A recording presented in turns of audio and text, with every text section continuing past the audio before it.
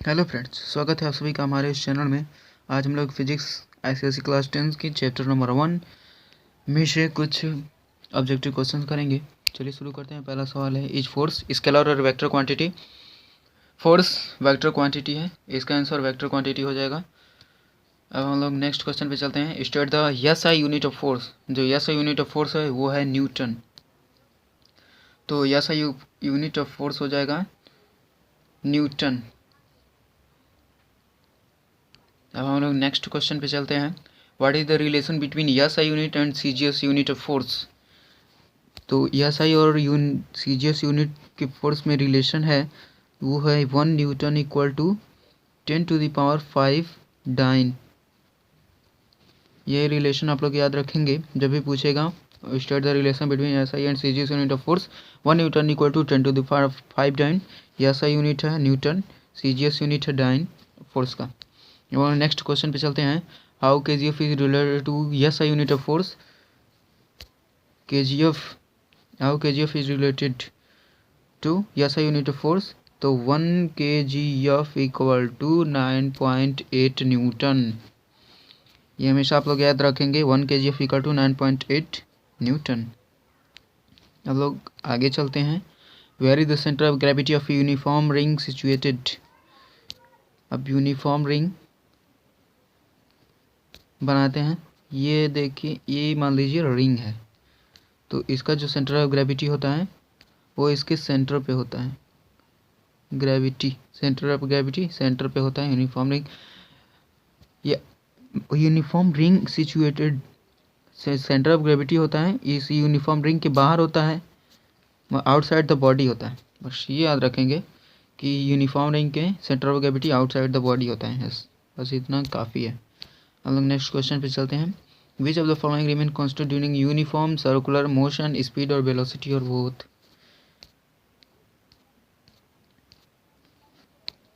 तो uniform circular motion में, ये मान लीजिए सर्कुलर मोशन अगर कोई भी बॉडी कर रही है, circular motion circular motion circular motion circular motion, यहाँ पे देखिए वेलोसिटी में डायरेक्शन चेंज होगा। देखिए वेलोसिटी यहाँ पे हर बार डायरेक्शन चेंज हो रहा है, तो वेलोसिटी भाई चेंज होगा ही। वेलोसिटी चेंज होगा, डायरेक्शन चेंज, वेलोसिटी चेंज। तो यहाँ पे स्पीड रिमेन कांस्टेंट।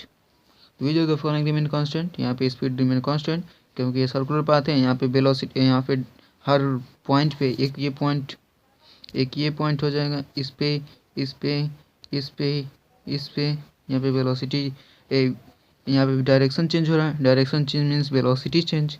ये मतलब कांस्टेंट नहीं है, स्पीड कांस्टेंट है। तो स्पीड, इसका answer which of the following remain constant? Speed remain constant. अब हम लोग आगे चलते हैं। Give example of contact force. Contact force एक ही सिंपल याद रखिए, फ्रिक्शनल फोर्स। फ्रिक्शनल फोर्स ये फोर्स है, कांटेक्ट फोर्स का एग्जांपल। अब नेक्स्ट पे चलते हैं। Give the example of non contact force. Non contact force का एग्जांपल है gravitational force. Gravitational force,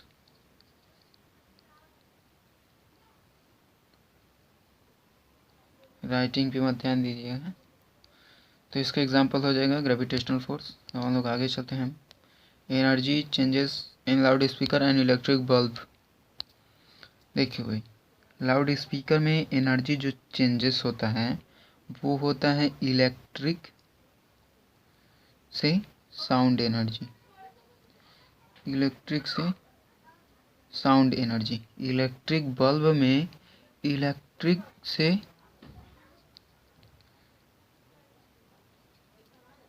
light energy. Electric से लाइट एनर्जी, इलेक्ट्रिक से लाइट। लाउड स्पीकर में इलेक्ट्रिक से साउंड, इलेक्ट्रिक बल्ब में इलेक्ट्रिक से लाइट एनर्जी। चलिए आगे बढ़ते हैं। Where does the centre of gravity of depend on triangular lamina. जब भी बात आएगी ट्रायंगुलर की, तो ट्रायंगुलर में जो सेंटर ऑफ ग्रेविटी होता है वो उनके मीडियन पे, इंटरसेक्शन पे होता है। ये हमारा पॉइंट है, ये जहाँ भी इंटरसेक्शन ऑफ द मीडियन होगा ये सेंटर ऑफ ग्रेविटी हो जाएगा। ये है सेंटर ऑफ ग्रेविटी। ये जब भी बात आएगी ट्रायंगुलर लैमिना की, तो जहाँ भी मीडियन ट्रायंगल के इंटरसेक्ट करेंगे वहीं पे उसकी सेंटर ऑफ ग्रेविटी होगी। अब सर्कुलर लैमिना, सर्कुलर लैमिना हम बताए हैं आउटसाइड द बॉडी। बस अब हम लोग आगे चलते हैं। Start the unit of gravitational force. Unit of gravitational force Newton. ये अच्छा सवाल है ICSE के लास्ट एंड बोर्ड एग्जाम के लिए। Cooley carry a load of 33 kg on his head on a platform. If he walks 60 meter, what is the work done by him? देखिए friend, physics के term में work तब तक नहीं होगा जब तक उसका डिस्प्लेसमेंट ना हो। डिस्प्लेसमेंट होगा तभी वर्क डन माना जाएगा। यहाँ पे कोई कूली जो है 33 kg का लोड अपने हेड पे लिए प्लेटफॉर्म पे घूम रहा है। लोड का कोई भी डिस्प्लेसमेंट नहीं हो रहा है, यानी कि उसके हेड पर ही है। No displacement no work done. यहाँ पे no displacement no work done. What is the work done by him? तो work done by him is 0। Work done by him is 0। Next question पे चलते हैं। State one factor on which magnitude of non contact force depend. तो non contact force का magnitude किस पे depend होगा? एक ही फैक्टर है, तो डिस्टेंस बिटवीन द बॉडी। तो एक ही फैक्टर है डिस्टेंस बिटवीन द बॉडी। जितना दूर होगी दोनों बीच की बॉडी में उतना ही मैग्नीट्यूड कम होगा, जितना पास होगी उतना ही ज़्यादा होगा मैग्नीट्यूड। अब हम लोग चलते हैं। If force is applied on a non rigid body and rigid body, how does the effect of force above two cases. पहले कंडीशन में बात करते हैं रिजिड बॉडी की, नॉन रिजिड बॉडी की। नॉन रिजिड मतलब जो हार्ड ना हो। आप एक गुथा हुआ आटा ले लीजिए। अब हम इस पे फोर्स लगाएंगे तो इसका जो शेप एंड साइज सब कुछ चेंज हो जाएगा। नॉन रिजिड बॉडी यानी हार्ड नहीं है। जो बॉडी हार्ड नहीं है उसे हम नॉन रिजिड बॉडी कहते हैं। इस पे हम अगर फोर्स लगाएंगे तो इसका शेप और साइज सब कुछ चेंज हो जाएगा।